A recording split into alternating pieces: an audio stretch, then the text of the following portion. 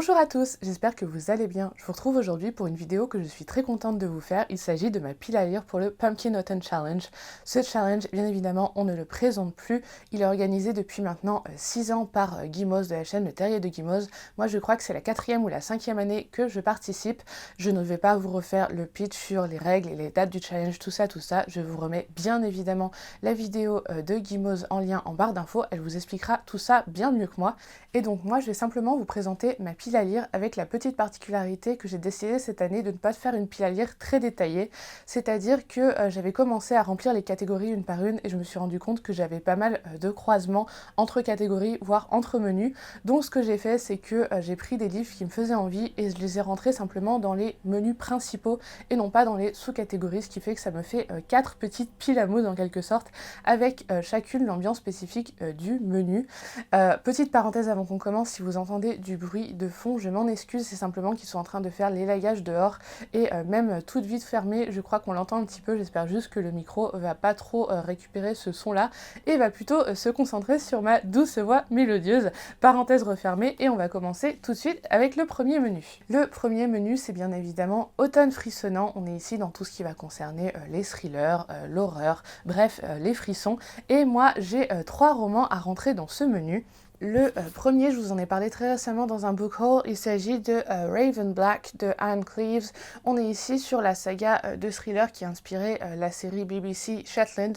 C'est une série que j'aime beaucoup et j'avais bien envie de me lancer dans les romans vu qu'apparemment ils sont assez indépendants de la série. Je me suis dit que ça serait pas mal parce que c'est une série qui a des saisons très courtes, en général pas plus de 6 ou 7 épisodes et donc ça me permettra peut-être de patienter jusqu'à l'année prochaine.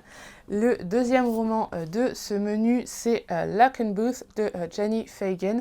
On est ici sur un roman un petit peu plus horrifique, on a une dimension fantastique. On se trouve à Édimbourg, c'est un roman historique, il va être question de possession diabolique et tout va être lié à cet étrange immeuble que l'on voit ici au milieu. Je n'entends que de très bonnes choses sur cette autrice, je ne l'ai jamais lu auparavant et celui-là me faisait bien envie, donc écoutez, il me paraissait être pile poil pour le challenge, donc il va y passer très bientôt. Et enfin, dans ce menu, j'ai rentré The Ninth Child de Sally Magnusson. Lui aussi, je vous en ai parlé très récemment en book haul. On est ici sur un roman historique qui se passe en Écosse. Il va être question de maternité. Je crois qu'il y a une petite touche peut-être pas fantastique, mais en tout cas peut-être de réalisme magique, ou alors de féerie, ce genre de choses. Il va également y avoir en toile de fond, je pense, des conflits avec l'Angleterre. Là encore, j'ai entendu de très bonnes choses sur cette autrice, et donc j'ai décidé de caler celui-là dans ce challenge, parce qu'il me paraissait coller pas mal à l'ambiance, et écoutez, il me fallait juste une excuse pour le lire, on va être honnête. Le deuxième menu, c'est le menu inédit de cette année, c'est le menu Automne de l'étrange, et là encore, j'ai 3 romans à vous présenter. Pour ne pas changer, un roman dont je vous ai parlé très récemment en book haul.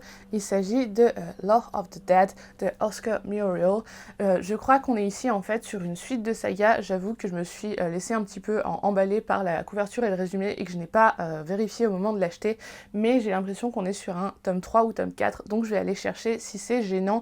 Mais au pire, j'ai envie de dire, c'est rare que dans les sagas thrillers ça soit très impactant. Sauf quand il y a une grande importance attachée au background du personnage principal. Mais écoutez, si c'est pas le cas, je le lirai avec plaisir. Vous vous en doutez sûrement avec le titre, mais le résumé nous indique que l'on est en Écosse, on est je crois à la fin du 19e siècle, il va y avoir une disparition liée à un lac, une dimension assez gothique aussi, et on va suivre un duo d'enquêteurs apparemment très improbable. La couverture et le titre me font mortellement envie, je vais peut-être attendre encore quelques semaines qu'il fasse bien froid, bien gris pour le lire, mais il sera absolument parfait. On reste dans les ambiances creepy et gothiques à souhait, celui-là ça fait plusieurs mois que je me le garde exprès pour le challenge, je vous en ai parlé en vlog parce que j'étais allée à une rencontre avec l'autrice, je vais lire très bientôt et j'ai vraiment très hâte, Gallant de V.E. Schwab. On est ici sur un roman qui me donne l'impression d'être à la frontière un peu entre Narnia est un roman gothique, c'est-à-dire une maison qui sert de frontière entre deux mondes, mais avec réellement un aspect très creepy. L'autrice en avait très bien parlé lors de sa rencontre, elle m'avait donné vraiment très envie. Et donc voilà, il patiente depuis, je crois, février ou mars, et il est grand temps que je puisse le sortir de ma pile à lire. J'ai hâte de pouvoir vous en parler. Et enfin, dans ce nouveau menu de cette année, il y avait une sous-catégorie qui tendait un peu plus vers l'aspect quête, la lutte entre la lumière et l'obscurité. Et c'est donc l'occasion parfaite pour moi de lire enfin le tome 2 de Lightfall, donc Shadow of the Bird. C'est un roman graphique dont j'avais beaucoup aimé le tome 1 l'année dernière. On est pile poil dans le thème. Et là encore, je crois qu'il me fallait juste une excuse pour le caser. Mais je crois que lui, il va faire partie des premiers que je lis parce que j'ai un rythme de lecture assez lent en ce moment. Et donc les graphiques, c'est absolument parfait pour me relancer. Et écoutez, moi je sais pas vous, mais j'aime tellement ces graphismes qu'il m'en fallait pas plus pour avoir envie de le lire. On en arrive à mon menu préféré tous les ans et ça se voit parce qu'en effet, j'ai pas rentré 3, ni 4, ni 5, ni 6 romans dans ce menu, mais bien 7. Il s'agit bien évidemment de l'automne douceur de vivre. Le premier, c'est un incontournable de mon Pumpkin Autumn Challenge tous les ans. Il faut que j'y case un tome. Je vais lire cette année avec grand plaisir What Sisters de Terry Pratchett. On est donc ici sur le 6e livre des Annales du Disque Monde. C'est un des tomes dédiés à Mémé Sire du Temps. Et j'ai vraiment hâte de la retrouver, elle et ses copines sorcières. J'avais adoré le premier tome qui lui était dédié. Et je dois dire que je me suis fait un petit peu violence pour le garder celui-là jusqu'à l'automne. Mais écoutez, de l'humour, des sorcières, de la bienveillance et beaucoup de tendresse. Il avait sa place dans ce challenge, c'était absolument inévitable.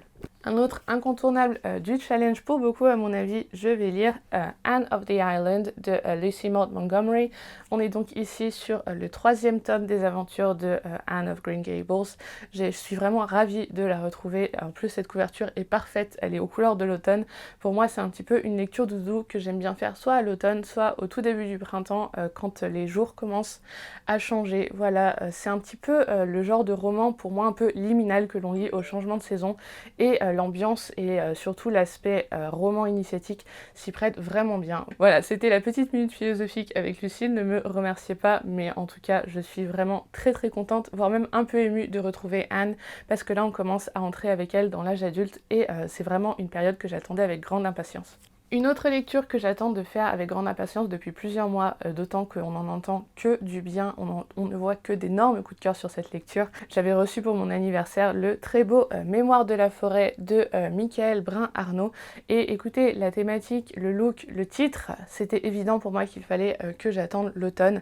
Il me tend les bras depuis mon anniversaire, donc depuis bientôt 3 mois. C'est un roman illustré qui plus est chez l'École des loisirs avec des animaux et apparemment il est très touchant. Écoutez, moi il m'en fallait pas plus. Tout ça, ça coche les cases.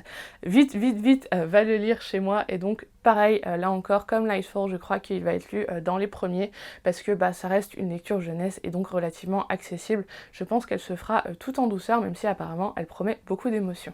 On reste dans les petites lectures faciles et très doudou. J'ai envie de lire très bientôt Heartwood Hotel, A True Home de Carly George. Je l'ai depuis l'année dernière et en fait j'avais raté le coche pour le lire à l'automne. En fait on est sur une mini saga qui se concentre sur une année avec un tome dédié à chaque saison. Ça concerne des petits animaux qui habitent l'hôtel Heartwood dans un arbre. C'est un roman extrêmement court. Je crois qu'il est illustré. Oui, c'est ça. On a de très jolies illustrations comme ça. C'est très mignon. Lui, il va se faire une place entre deux plus grosses lectures un peu plus prenantes, c'est sûr, et ça sera parfait avec une tasse de thé et un bon plaid bien chaud. Alors celui-là, j'aurais pu le mettre dans le menu d'avant avec la thématique Halloween, mais il m'a fait penser à quelque chose d'un peu plus doudou, un peu plus cocooning, et c'est pour ça que je l'ai laissé dans Automne douceur de vivre. Il s'agit de la nouvelle L'imprévisible Halloween d'Elias de Hélène Louise. Là encore, je l'ai depuis l'année dernière, et là encore, j'avais raté le coche pour le lire à Halloween de l'année dernière, mais c'est sûr que je vais le lire cette année. C'est une nouvelle, c'est donc extrêmement court. Je ne me souviens absolument pas du résumé, mais c'est pas très grave. En tout cas, j'ai beaucoup envie de découvrir la plume de l'autrice, parce que ça fait longtemps que je la suis sur les réseaux, et honte à moi, je n'ai toujours pas découvert ses ouvrages. Donc voilà, ça sera chose faite cette année. Et lui aussi, comme celui juste avant, il sera parfait entre deux plus grosses lectures. Toujours dans la thématique lecture doudou qui font du bien et qui permettront de faire des pauses entre des lectures beaucoup plus frissonnantes ou un peu plus prenantes, je me suis acheté la semaine dernière The Secret Garden, donc c'est l'adaptation en album illustré du roman de Frances Hodgson Burnett, le classique de la littérature jeunesse. On est ici sur un très bel album, je ne sais pas si vous le voyez, il est assez grand et surtout je vais vous montrer les illustrations, elles sont très belles. Je vais essayer de trouver une illustration avec le jardin justement. Voilà. Vous voyez, on est sur un style que j'aime beaucoup. On est sur une couverture avec des dorures. Il y a même des petits lapins. Bref, cet album avait tout pour me plaire. Je crois que j'ai lu, étant petite, Le Jardin secret, mais j'en garde très très peu de souvenirs, vraiment quelque chose de très vague. Et je crois même que je confonds un petit peu avec l'autre roman phare de l'autrice, Little Princess, je crois, mais corrigez-moi si je me trompe. Bref, c'est peut-être juste me chercher des excuses, mais quand j'ai vu cet album, je me suis dit qu'il le fallait et qu'il serait très bien pour le Pumpkin Autumn Challenge. Je sais, ça fait un petit peu plus printemps, mais je sais pas, c'est un petit peu comme Anne of Green Gables. J'aime bien lire ça au changement de saison, que ce soit la saison chaude ou la saison froide. Et enfin, dernier livre de ce menu, là aussi un graphique, je vous en ai parlé plusieurs fois récemment. Il s'agit du tome 2 ou de l'intégrale numéro 2 de Lord Olympus. Là, il rentre dans le mot-clé mythe, je crois, de ce menu. Et de toute façon, il me fallait juste une excuse pour le caser, même s'il n'était pas rentré dans le menu, je l'aurais lu à côté. J'ai adoré le tome 1, j'ai hâte de me lancer dans ce tome 2 afin de pouvoir arriver tout doucement au tome 3 qui va être publié très très bientôt. J'ai énormément d'amour pour la mythologie en général, la mythologie grecque en particulier, même si évidemment tout n'est pas rose en mythologie grecque, et c'est justement ce que j'apprécie dans cette série de webcomics qui ont été transformés en romans graphiques, c'est que l'autrice ne nous épargne pas les facettes plus sombres de la mythologie. Justement, elle s'en sert pour créer des personnages à la fois touchants et surtout très crédibles, et écoutez, moi ça marche vraiment bien avec moi, j'aime énormément le style graphique, je vous le remontre si vous ne l'aviez jamais vu. Voilà, le jeu des couleurs surtout est absolument magnifique.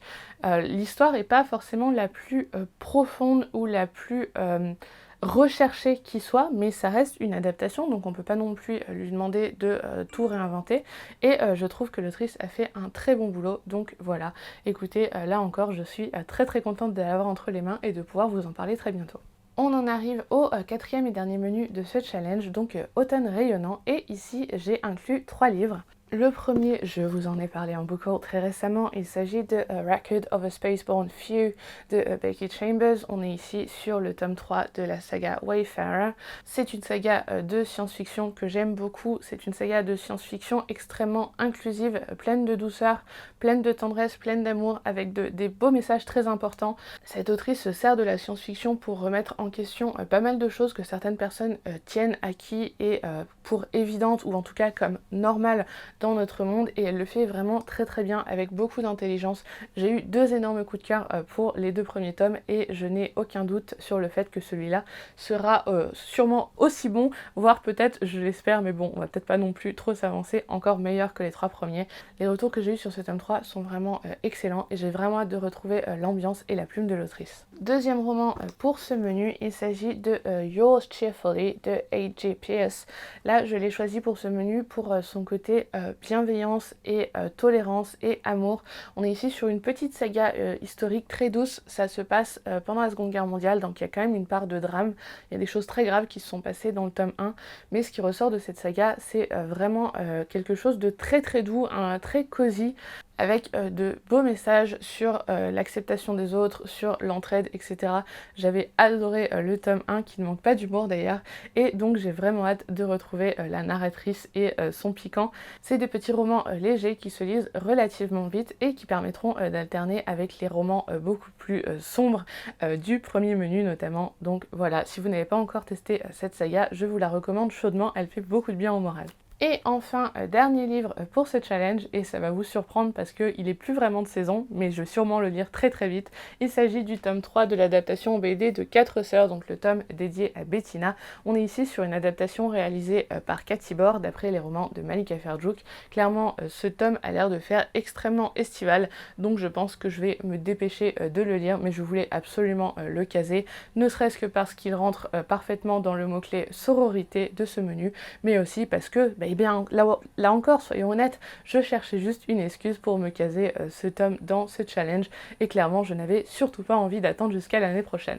Et bah écoutez, c'en est tout pour moi et pour cette pile à lire pour le Pumpkin Autumn Challenge. N'hésitez pas à me dire ce que vous en avez pensé et surtout n'hésitez pas à me dire si nous avons des lectures en commun ou si certains des livres que je vous ai présentés vous font envie. Pensez à mettre un petit pouce en l'air si cette vidéo vous a plu. Pensez également à vous abonner à la chaîne si ce n'est pas déjà fait et éventuellement à recommander cette chaîne ou cette vidéo à quelqu'un à qui ça pourrait plaire. Moi je vous dis un grand merci d'avoir regardé cette pile à lire jusqu'au bout et je vous dis à très bientôt. Ciao!